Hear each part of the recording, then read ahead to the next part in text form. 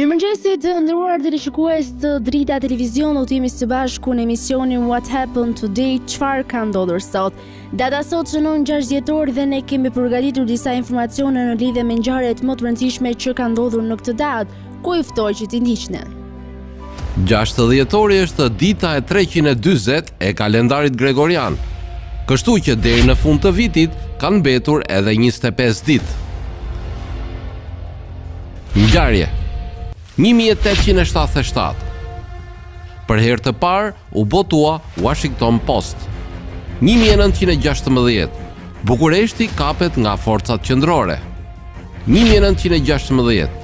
David Lloyd George bëhet kryeministër i Britanisë. 1917. Finlanda pavarësohet nga Rusia. 1957. Projekti Vanguard, eksplodimi i Vanguardit TV3 në lëshimin paraqet përpjekjen e SBA-ve për të nisur satelit në orbit rreth Tokës. 1969. Meredith Hunter u vra nga Hells Angels në Altamont Speedway në Kalifornia, SBA. 1989. Masakra École Polytechnique, Mark Lepin vret 14 vajza në Montreal, Quebec. 1991. Në Kroaci, Armata Popullore e Jugosllavisë bombardoi Dubrovnikun. 2008. Trazirat greke shpërthejnë për shkakun e vrasjes së një 15 vjeçari, Alexandros Grigoropoulos, nga një oficer të policisë. Lindje 1848. Lindi Johann Palisa, astronom austriak. 1931. Lindi Zeki Muren, këngëtar, kompozitor dhe aktor turk. Vdekje 1971. Vdiq Karl Gurakuqi, mësues në punës dhe gjuhëtar shqiptar. 1998. Vdiq Akira Kurosawa, regjisor japonez. Festa dhe përvjetore 1917. Pavarësia e Finlandës. Për biografinë e ditës së sotme kemi zgjedhur të flasim për Thomas Edison, shpikësi që ndriçoi botën. Thomas Alva Edison, 1847, mbetet një nga figurat më të shuara të historisë moderne, një shpikës vizionar dhe një sipërmarrës i palodhur që transformoi jetën e përditshme. Me mbi 1000 patenta në emrin e tij, Edison nuk ishte thjesht një inovator, ai ishte një forcë revolucionare që përjetësoi epokën industriale dhe teknologjike. I lindur më 11 shkurt të vitit 1847 në Milan, Edison nuk pati një fëmijëri të lehtë. I vetmi shkollim formal që mori zgjati vetëm disa muaj, pasi mësuesit e tij quhetën shumë të shpërqendruar. E ëma Nancy Edison e mori përsipër arsimin e tij, duke i ngulitur dashurinë për të lexuar dhe kuriozitetin për botën. Që në moshë të vogël, Thomas tregoi shenja të një mendjeje inovatore. Në moshën 12 vjeçare ai filloi të shiste gazeta në një tren, duke krijuar laboratorin e tij të parë shkencor në një vagon të vjetër. Edison e nisi karrierën si telegrafist, një punë që e njohur me elektricitetin, forca që do të bëhej thelbi i veprës së tij. Në vitin 1877 ai shpiku fonografin, pajisjen që mund të regjistronte dhe riprodhonte zë, duke e shokuar botën me aftësitë e tij teknologjike. Por shpikja e tij më e njohur erdhi 2 vite më vonë. Dhampa elektrike me fije inkandeshente, një arritje që ndriçoi jetën e njerëzve dhe shënoi fillimin e elektrifikimit global. Shpikja e dhampës nuk ishte vetëm një akt genialiteti, ajo krijoi qindra eksperimente dhe vite për kushtimi. Edison nuk e pa dështimin si pengesë, por si një hap drejt suksesit, një qasje që bëri historinë e tij frymëzuese. Edison nuk ishte vetëm një shpikës, ai ishte edhe një mjeshtër i sipërmarrjes. Ai themeloi laboratorin në Menlo Park, New Jersey, një qendër inovacioni që shpesh quhet fabrika e shpikjeve. Aty u zhvilluan disa nga shpikjet më të rëndësishme të tij, si generatori elektrik, sistemi i shpërndarjes së energjisë dhe kamera kinematografike. Edison vdiq më 18 tetor të vitit 1931, por trashëgimia e tij jeton ende edhe sot. Do të vjoj me rubrikën Kuriozitete, ku sot do të flasim për ujvarën që sfidon gravitetin. Në Meghalaya, një rajon I njohur si vendi I reve në verilindje të Indis, ndodhet një fenomen I jashtëzakonshëm që duket sikur sfidon ligjet e natyrës. Një ujvar që rrjedh përpjet. Në realitet nuk kemi të bëjmë me një përmbysje të gravitetit, por me një kombinim unik të kushteve atmosferike dhe gjeografike. Por çfarë ndodh saktësisht? Ujvara e vendosur mbi kodrat Khasi ndodhet në një zonë të ekspozuar ndaj erërave jashtëzakonisht të forta që fryjnë nga fushat të hapura drejt maleve. Kur era e fuqishme përplaset me rrymën e ujit që bie nga ujvara, ajo ngre lart pikat e ujit, duke krijuar një pamje mbreslënse, sikur uji kthehet pas. Kjo pamje bëhet veçanërisht dramatike gjatë sezonit të musoneve, kur prurjet e ujit dhe intensiteti I erërave arrin kulmin. Megjithse kjo është një iluzion optik, ajo ka tërhequr vëmendjen e turistëve dhe studiuesve nga I gjithë bota. Tani do të kalojmë në rubrikën Ne dhe Shëndeti. Fruti që kam përzgjedhur për sot është nektarina. Të gjithë shkencëtarët botanik janë të prirur të besojnë se vendlindja e nektarinës është Kina, e cila siç e dini, I dha botës një larmi të madhe frutash unike.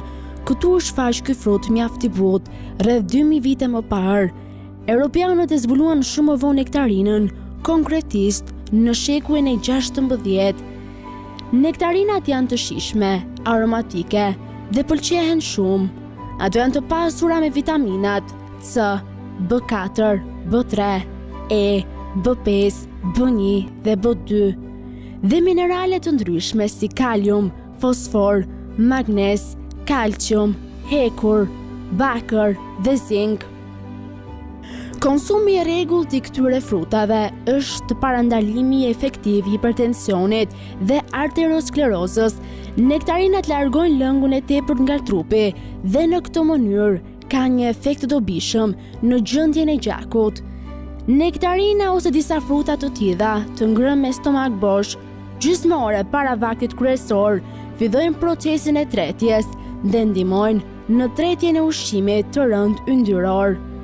Fibrat natyrale, të cilat janë pjesë e nektarinave, përmirësojnë funksionin e zorrëve, normalizojnë procesin e tretjes, pastrojnë aparatin tretës nga toksinat dhe gjithashtu heqin kolesterolin e tepërt të dëmshëm nga trupi. Një rënje në nivelin e kësaj substance në gjak nga ana tjetër ka një efekt pozitiv në gjendjen e zemrës dhe të enëve të gjakut.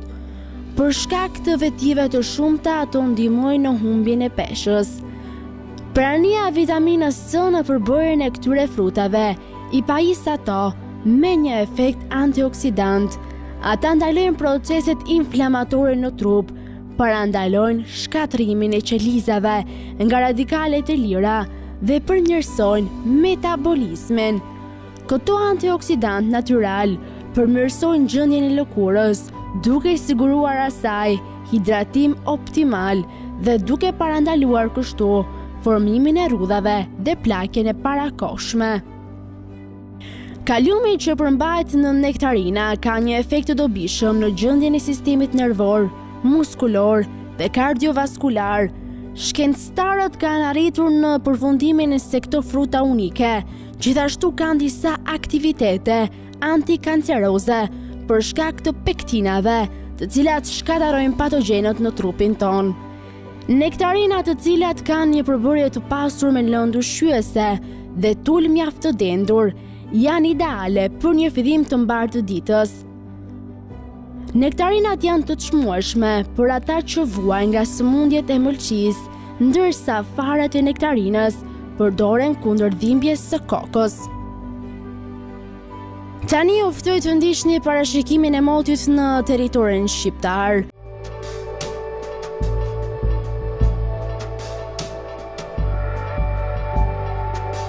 Territori shqiptar për datën 6 dhjetor 2025 do të jetë në ndikimin e masave ajrore të lagështa, duke sjellë mot me vranësira dhe rreshje të dobëta shiu në shumë zona të vendit.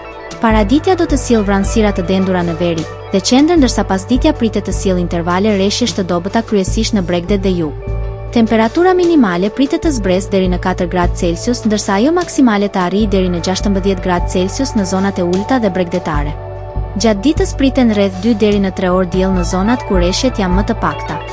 Era do të fryjë nga drejtimi jugperëndimor me shpejtësi 3 deri në 5 metra për sekond, ndërsa përgjatë vijës bregdetare mund të arrijë deri në 6 metra për sekond. Deti do të ketë dallgëzim të ulët rreth 1 deri në 2 ball.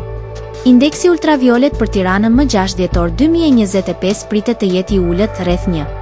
Sipas burimeve astronomike, lindja e diellit në Tiranë më 6 dhjetor do të jetë në orën 6:45, ndërsa perëndimi në orën 16:18 minuta. Temperaturat minimale dhe maksimale për disa qytete kryesore të Shqipërisë do të jenë si më poshtë. Shkodër 10 deri në 15 gradë Celsius. Kukës 5 deri në 9 gradë Celsius. Peshkopi 7 deri në 9 gradë Celsius. Tiranë 11 deri në 15 gradë Celsius. Durrës 12 deri në 16 gradë Celsius. Kavaj 10 deri në 14 gradë Celsius. Elbasan 11 deri në 15 gradë Celsius.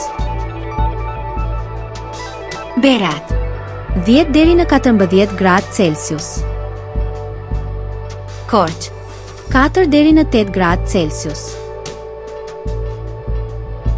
Vlorë 11 deri në 15 gradë Celsius. Gjirokastër 8 deri në 12 gradë Celsius. Sarand 12 deri në 16 gradë Celsius. Tani ju ftoj të ndiqni parashikimin e motit në territorin e Kosovës. Territori i Kosovës për datën 6 dhjetor 2025 do të ndikohet nga masa ajrore të ftohta dhe relativisht të thata, duke sjellë mot pjesërisht të vranët në të gjithë territori. Paraditja do të jetë me intervale kthjellimesh, ndërsa pasditja sjell vranësira të lehta. Temperatura minimale pritet të zbresë deri në 1 gradë Celsius, ndërsa ajo maksimale të arrijë deri në 12 gradë Celsius në disa zona jugperëndimore. Era do të fryjë nga drejtimi verilindje me shpejtësi 2 deri në 4 metra për sekond.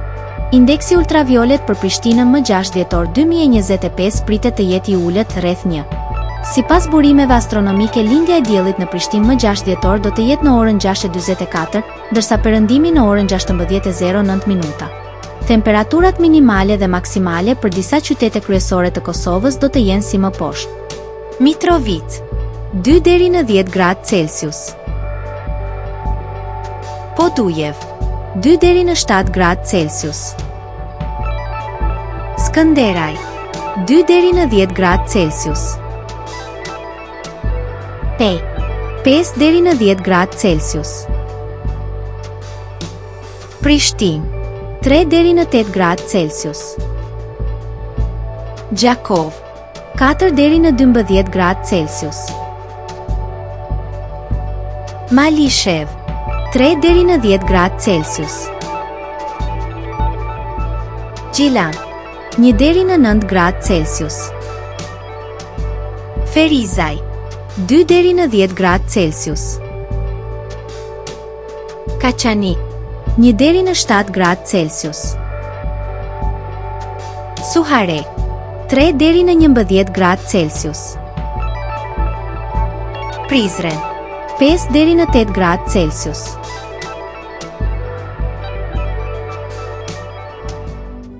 Të nderuar teleshikues të Drita Televizion, kishë gjithçka e përgatitur në këtë emision.